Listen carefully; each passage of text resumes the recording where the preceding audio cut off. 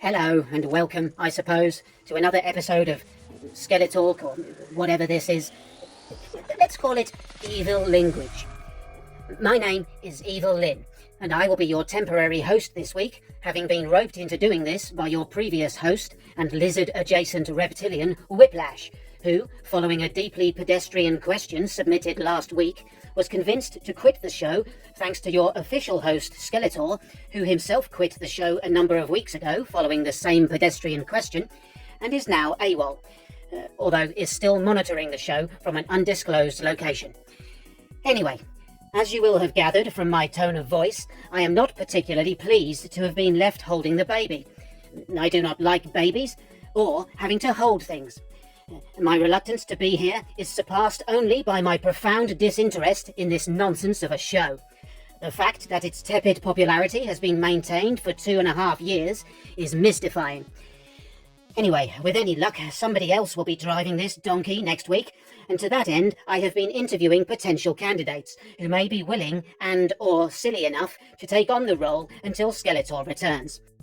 I will not be taking it easy on you, and if you would like to cry about it, you are more than welcome to do so.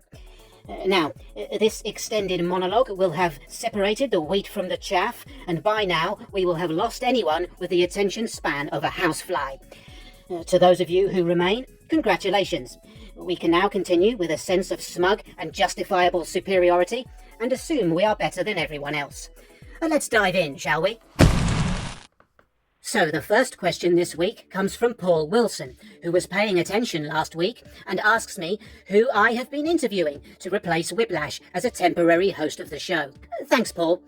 So far, I've met with Spirit of Whiplash and Spirit of Whiplash, Beastman, Scareglow, and Skele-Tiny. This afternoon, I will be meeting with Bizarro, Boba Fett, and Batman. Let's put the picture of Boba Fett up again. I need something enticing for the thumbnail. That'll do.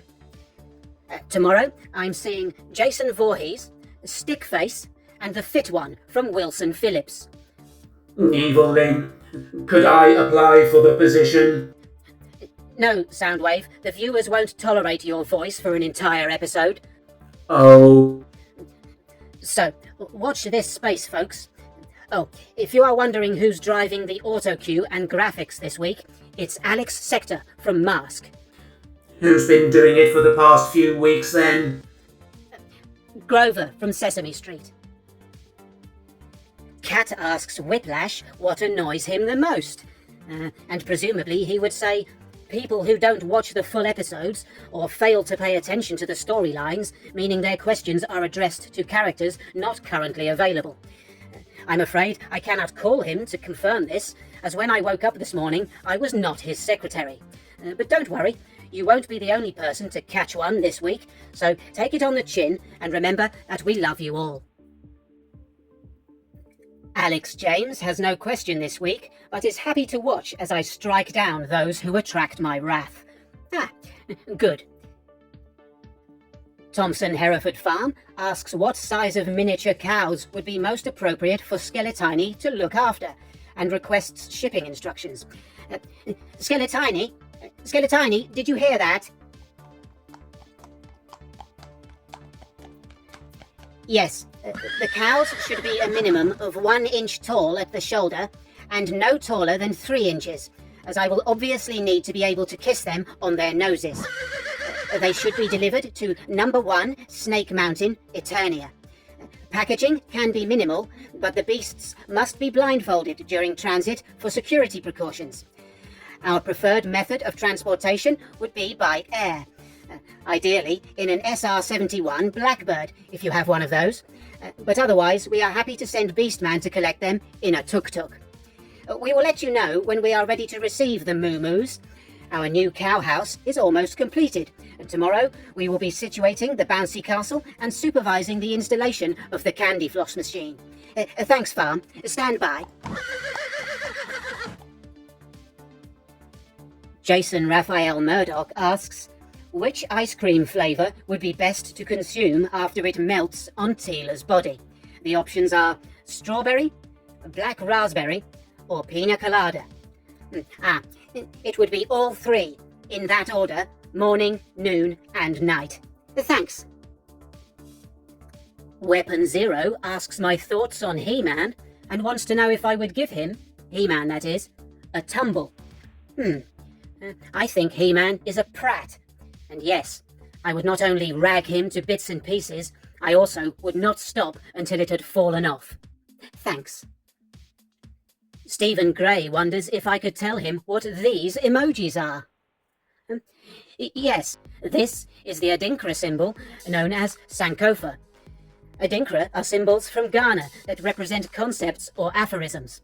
This one symbolizes the importance of learning from the past in order to build a better future, and its meaning translates to the phrase, "go back and get it." There are well over 100 of these symbols, and they are excellent. I recommend looking into them. And this is the petri dish that Peter Venkman used to collect ectoplasm from the New York Public Library at the beginning of Ghostbusters. Now, the eagle-eyed among you will have noted that Stephen addressed his question to Whiplash.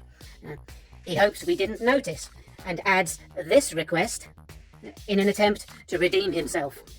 Well, Stephen, we did notice, and it would be unfair of me to have issued a reprimand to Cat for a similar transgression earlier in the episode, without doing the same to everybody. So, no, I will not cover for you, as Whiplash might have done. However, I do appreciate your effort to rectify the situation, and I will take the matter no further. We love you as well, and your question was very interesting. We've all learned something today. Before I continue with this week's questions, Helen from R&D has an update for us regarding the whale and dolphin land transportation system we are currently developing. Helen. Thank you. Following receipt of these revised schematics for a tactical dolphin buggy, I am pleased to report that our Mark II prototype has been completed and is now ready for initial performance testing. We have asked Elizabeth Dolphin to carry out a road test to identify what needs to be tweaked, fine-tuned or upgraded. Here's a photo my team have just sent me prior to this afternoon's operational analysis of the vehicle. Early indications suggest that it will be tremendous, and it seems that Elizabeth Dolphin has every confidence in her own ability to test its function. Hopefully, we can share preliminary results with you all next week. Thank you. Many thanks, Helen. Okay, Arch Stanton is wondering if the Sydney Sweeney bath soap smells more like peroxide, canned milk, or fish tacos. I think it would have notes of all three, underlying the bold scent of money and eyelash glue, as our insistence on this absurdity is nothing if not stubbornly consistent. I also remain baffled by the current popularity of this individual. I'm afraid I just don't get it. She looks like an AI version of herself that is never rendered the same way twice. She reminds me of pasta. That's presented in dozens of different ways, but it's always going to be pasta. Our next question is from Speed Racer, who asks what it feels like to be surrounded by Skeletor's goons day in and day out. Well, it feels like relentless infuriation, sounds like a chimp's tea party, and smells quite peculiar much of the time.